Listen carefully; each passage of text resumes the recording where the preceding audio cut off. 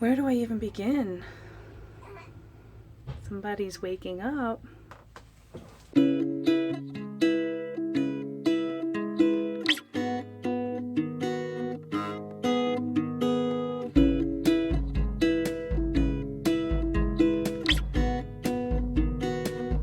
Hey everybody, Pam with Normalized Cloth here, and introducing baby Holtwood. Isn't he something else? All that killer indigestion was worth it. So listen, I don't even know where to begin except to start 2 weeks ago, because I have been on quite a wild ride for the past several weeks of my life. But listen, I haven't forgotten about you all. Baby Holtwood is my rainbow baby. He has a rainbow baby diaper, and y'all remember I was doing a giveaway for the closest guest to when he was born. Cloth with Cody, you won. And you've been notified, and of course you've reached out to me, and your package just went out in the mail today. So congratulations, and thank you everybody who entered. So a couple weeks ago, probably about 3 weeks ago actually, I had a really bad feeling I couldn't shake. The kind of bad feeling that it's completely unfounded, but you know that if you don't do something to act upon that, or if you don't heed that sort of warning, for lack of better words, something bad will happen. I had a bad feeling about putting the baby's car seat in the car. So I didn't. My hospital bags were in the car. The baby's car seat wasn't. At my 38-week appointment, which was on a Tuesday, I was checked at 25% effaced, 2 centimeters dilated. He was all up in my ribs at -3 station. We had, at my 38-week appointment, scheduled an induction, which I didn't say anything about purposefully because obviously I was doing the giveaway, and I still didn't know exactly when I was going to go in labor, and I wasn't about to say, hey, I'm about to get induced on this day and give some people an edge that others didn't have, you know. That Friday, my sister had come up to visit. She actually came up on, it was either Wednesday or Thursday, but that Friday, 2 weeks ago from the day I'm making this video, the 16th, my husband called me, said he was coming home and he was bringing some corn to fire up the grill.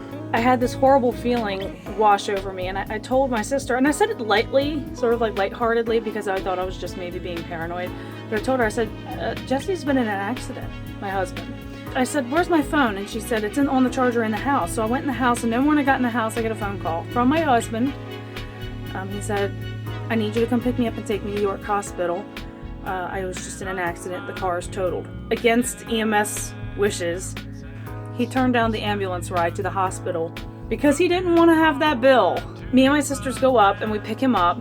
It's weird as anything because I had a vision as I was walking in the house to get my phone of a portion of Windsor Road, which is near where I live, and not a scene of anything or whatever, just a picture of the road in my mind. And what was weird as anything was that when we went to go pick him up, I asked him where he was at. He told me, and it was right where I had envisioned. So really, really, really creepy. Just straight up, I knew this was gonna happen, that I kind of knew when it happened before I knew it happened, and then I even knew where to go before I actually understood that was where I was supposed to go. One of the weirdest things I've ever experienced. It was hilarious though, because at this point I was almost 39 weeks and we're walking into the ER with my husband, who is extremely sore, and the lady at the check-in desk says, checking in? And my husband says yes, and she asks how far along I am. I said, no, it's not for me. He was just in an accident. We need him checked. His car was obliterated. He didn't have any reaction time is what happened. So that car's gone. He got checked out and he was okay, short of just, you know, muscular bruising and such that he needed medicine for. And he had my hospital bags. They did recover my hospital bags out of the car. I told him, I said, do you realize even if that car seat though was in the car? Oh my goodness. I said, do you realize if that car seat was in the car, we would have had to have gotten rid of that brand new car seat, and even if insurance wrote us a check for another, we wouldn't have had the time before my induction date, let alone whenever I was going to go into labor, to get another one. So God was definitely in all those details there, and he has shown me through all of this that, and even through the past couple of weeks, that he's just been in every detail. I was so sure I was going to go into labor that weekend, and I didn't. Just really bad, like regular contractions that I'd be like, all right, this is it, and then it would stop, and I'm like, oh, you gotta be kidding me. So then the worst part was that Wednesday rolled along, got up mad early. I couldn't eat because my nerves were shot. I had to go to the hospital by 6 a.m. And I got there and I got checked and I was still 2 centimeters, 25% effaced, -3 station. I'm thinking I had all those really annoying contractions for the past actually week and nothing to show for it. Now, this was a new hospital. They had just opened up on the 18th, so there was actually a lot of IT issues.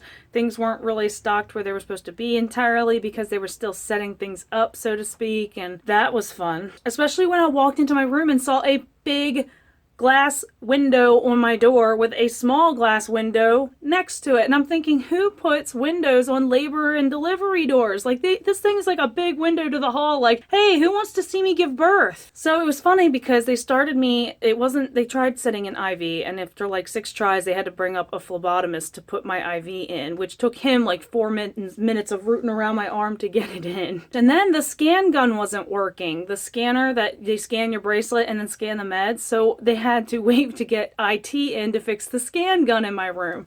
I was the first one to give birth in this room. I was christening this room. Finally, 8:30 rolls around and they finally give me some oral Cytotec to get me started since I was still 2 centimeters, 25%, and -3 station. They hooked me up on this new weird contraction monitor thing, which was really nice because it was Bluetooth and it allowed me to get up and move around and not be confined to the bed. So that was really neat until it stopped working and I had to go back to the standard like straps and probes on my stomach. And they had to give that 4 hours, so 12:30 came and went, and around 1 o'clock the resident doctor finally came in and she checked me, and I was cold as anything. Like, I was shivering. I was like, can you give me some blankets? Like, and they turned up the thermostat. It was set to 70, and I'm like, can you crank it? I am freezing. And she checked me, and she said, you're now 3 centimeters, 50% effaced, and still -3 station. We're going to go ahead and start Pitocin. So, started me on Pitocin, was doing okay. Around 4 o'clock, they started to get kind of annoying, and I wanted to kind of help things progress, so I wanted to go for a walk. But their strapless monitor thing that you can wear around your neck that allows the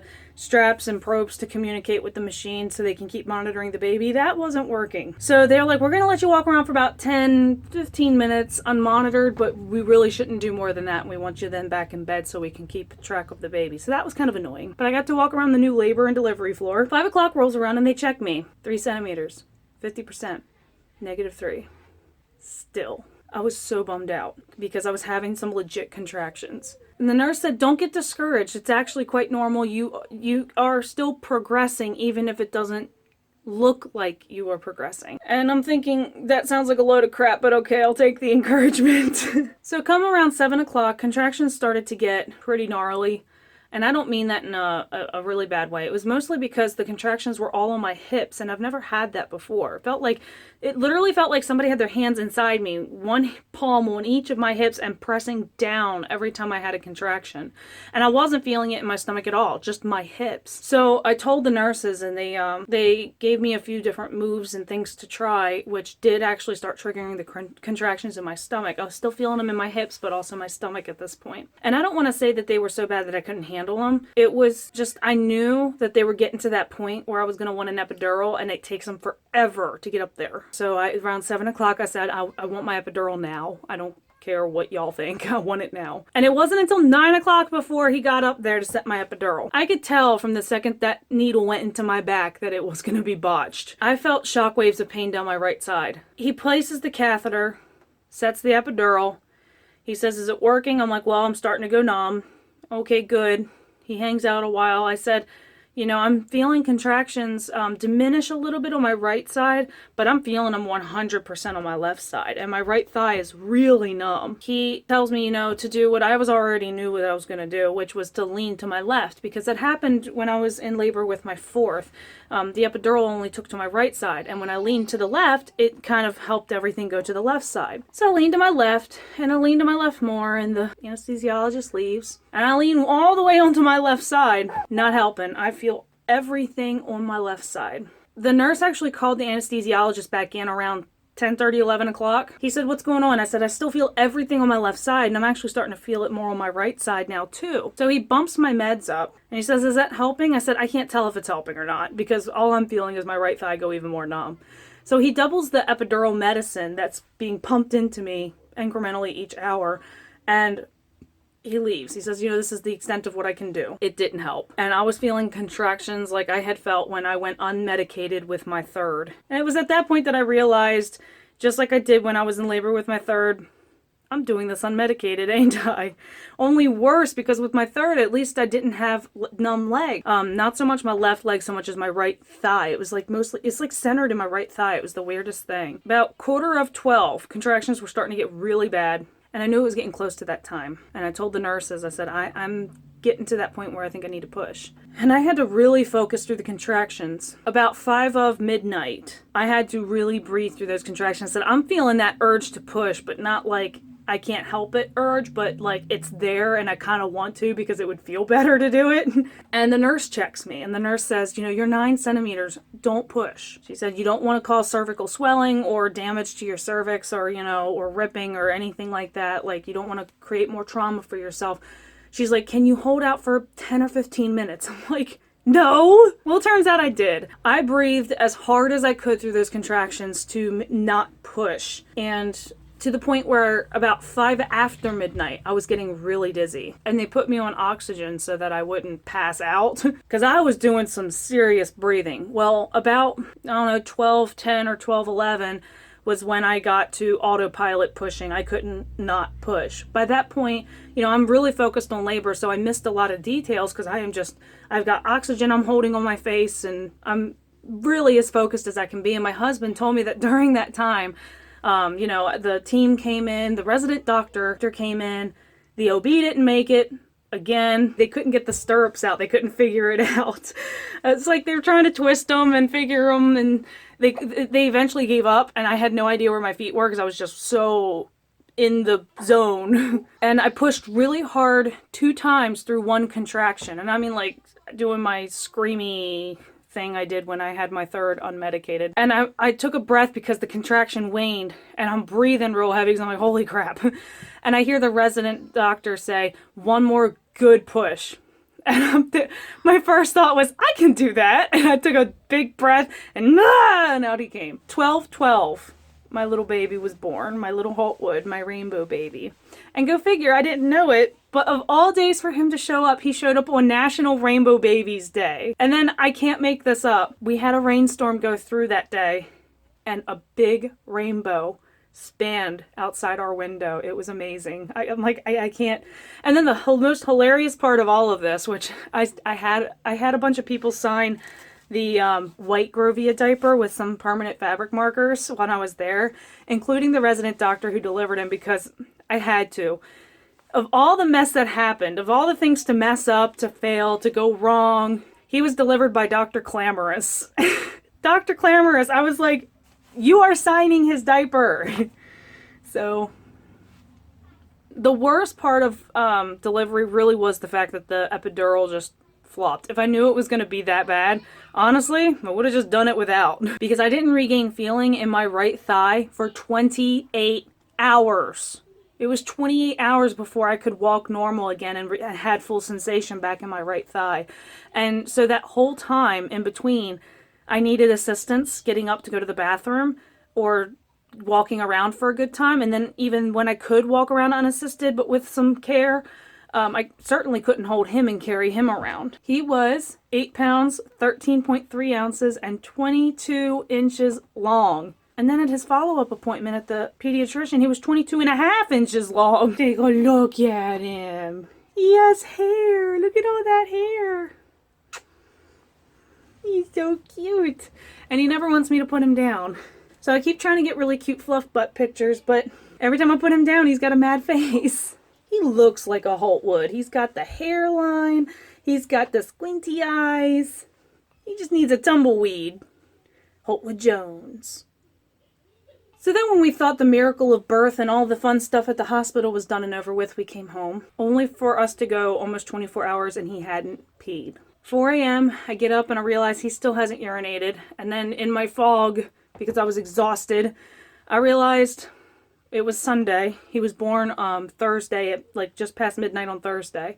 We got home late Friday, and Sunday morning I realized it had been almost 24 hours since he had peed. Called the pediatrician. They said go to the ER. And they couldn't cath him. His urethra was way too small. So the ER doctor made a call to the pediatric urologist up at Hershey, where I take my other son actually, because of his VUR, and asked him what to do, and she recommended some methods, and they worked. But then they wanted to put him on 3-hour observation to make sure he could void again on his own.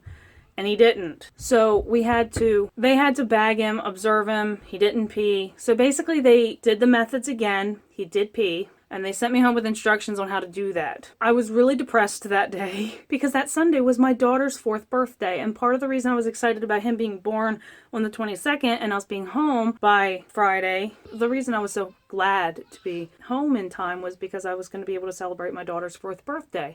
Instead, I spent most of that day in the ER. Well then, a couple days later, he starts jerking on his left side, like rhythmic jerking. His left arm and his left leg are jerking. My mother-in-law was holding him. He started jerking and he was sleeping. And she grabbed it and he didn't stop jerking. And she said, Pam, I don't want to freak you out. So now I'm freaked out. And she said, because she works up in like postpartum with women and babies and such at one of the local hospitals here, and she's been working there for 17 years. She said, when I first started working, we had a twitchy baby, and we made a comment to the NICU doctor about how twitchy this baby was.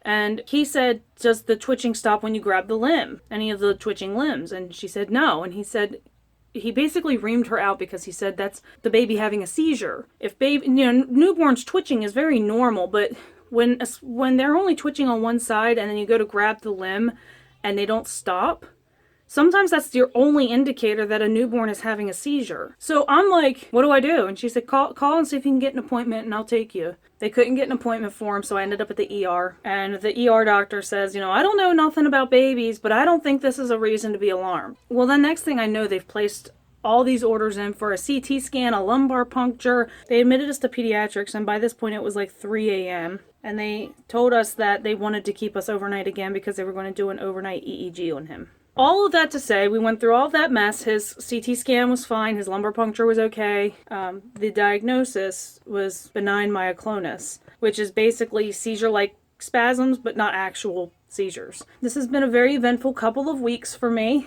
We lost a car, we gained a baby.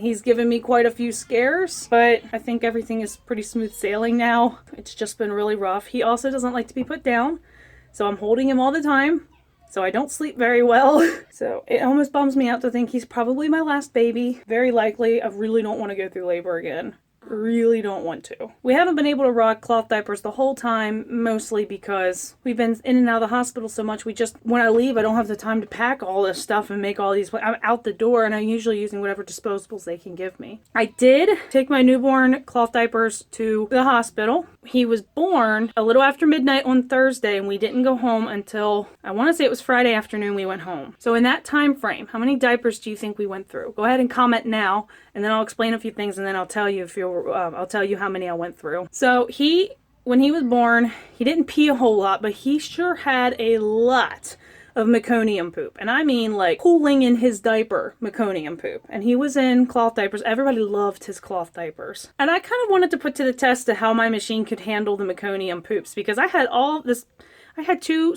of those Lighthouse Kid Company bags filled with just meconium-laden newborn diapers. And I tossed them in with my son's diapers that needed washed. And I was like, you know what? I'm going to see if my machine can do this. Tossed them into my machine, poop and all, and ran just like I normally would. Wouldn't you know, not a trace of meconium left anywhere. You wouldn't even know that they were even pooped in. Most of them didn't even have stains. I have like 3 of the diapers that I brought home that have like trace amounts of meconium stains, but for the most part, they not only washed completely out, and no, I didn't find any goo or any nast in my machine either, but most of them didn't even have stains. I went through 12 diapers. And that whole time I was there, I went through just a dozen diapers. All but one was meconium. And the one that wasn't meconium was only very lightly peed in. And it was only changed because at that point the nurse was going to give him a bath. I'm very happy to be home. I'm very happy he's here. I'm so glad that my pregnancy is over because that was getting kind of rough in the end. Although with all that I've been going through these past couple weeks, I kind of wish I could shove him back inside and keep him safe. But, oh, he's so cute. He's so adorable. But anyways, if you made it to the end of this video, kudos, because I really just did a whole lot of ranting and a whole lot of nothing, didn't I? Thanks for tuning in. I'm looking forward to sharing some of my experience with the diapers, which just FYI, I can tell you now, thirsties. So we will talk to you guys later. hopefully with some interesting new content. Thank you for watching and have a blessed day.